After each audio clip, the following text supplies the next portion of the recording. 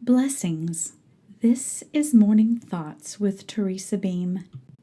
Snowflakes. Each one a little miracle of individuality and beauty. I love snowflakes.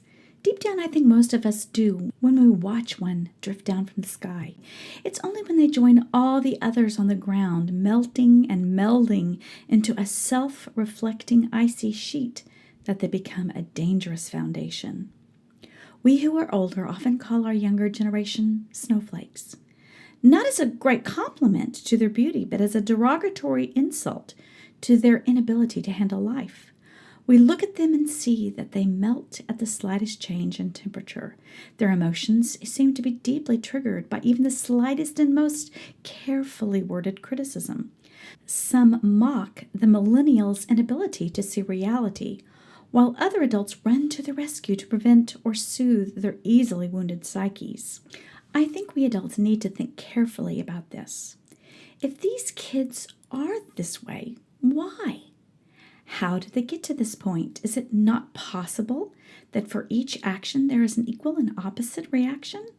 Is it not possible our culture is reaping what it has sown?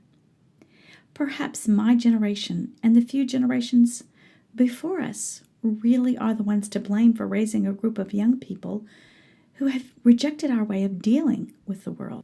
Just how did we expect these young people to emerge from our families when we made no attempt to shelter them from the continual bombardment of evil?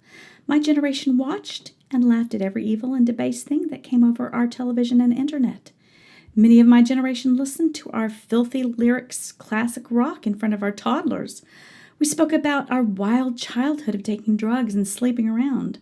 My generation made no attempt to shelter our toddlers from our caustic, filthy mouths, filthy music, filthy entertainment, and filthy fashions. We had been obsequiously obedient in worshiping money and its dictatorship over our culture, and yet had not felt that same responsibility towards our own children and families.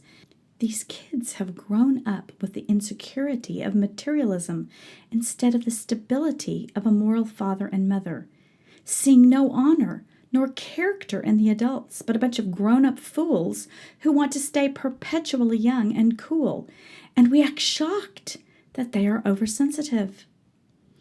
And if there were a few parents who were not like this, they sat by silently while all the television characters acted this way.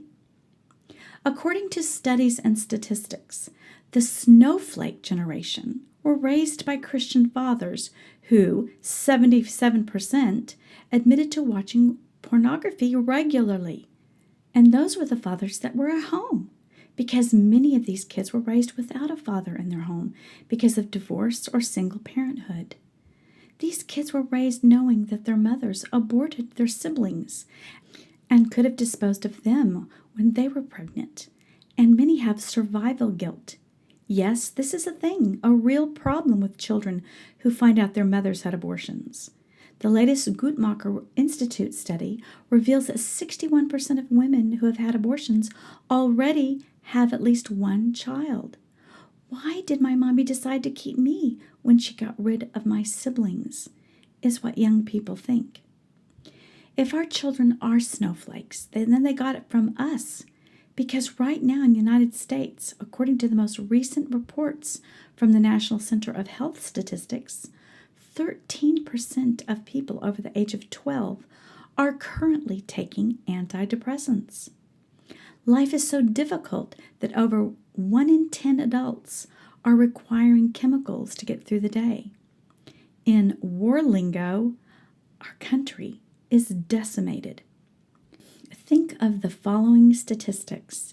In the United States each year prepare yourself, we spend $520 billion, $500 million.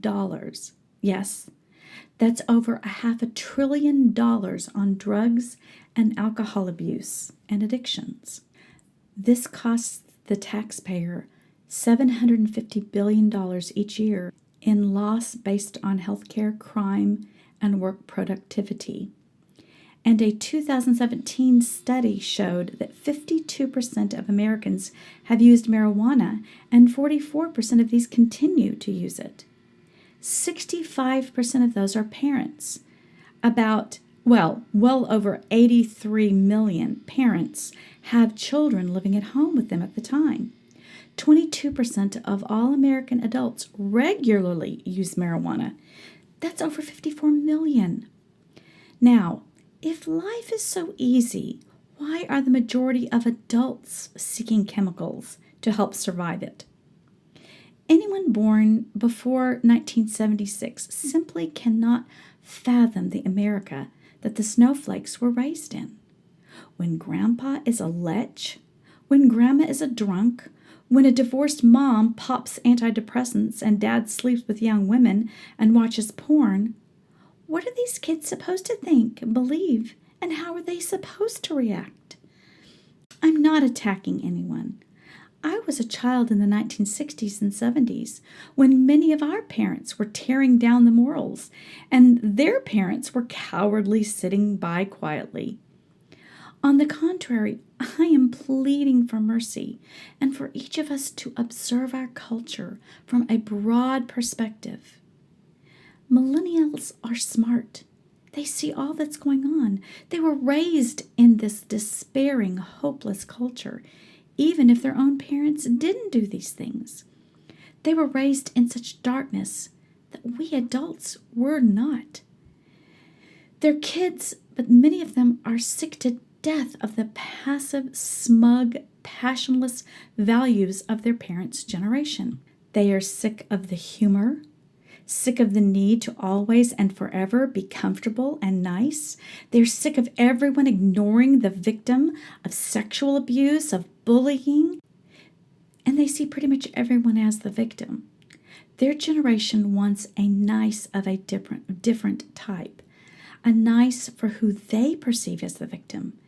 And that is not altogether bad. However, they have no respect for their elders, and this will tear up their own generation. They're not yet mature enough to see that their prideful attitudes are what got every single generation before them into this mess. They're running towards the cliff that their parents only drifted towards. The problem is that no one is wise or respected enough anymore to see and warn the millennials. There are too few sages among the parents or grandparents. So why don't we stop criticizing each other and come together to fight for each other? Why don't those of my generation make a commitment to our grandchildren to become wise and spend more time in front of God than in front of the television? Why don't we get our lives together so that we will have the wisdom to help the next generation? I say we can do it. It's not that hard. The fear of the Lord is the beginning of wisdom. Let's start truly respecting and obeying God. He's smarter than we are. We start by getting humbly on our knees in repentance. Do it for our grandkids. They're worth it. God bless you and have a wonderful day.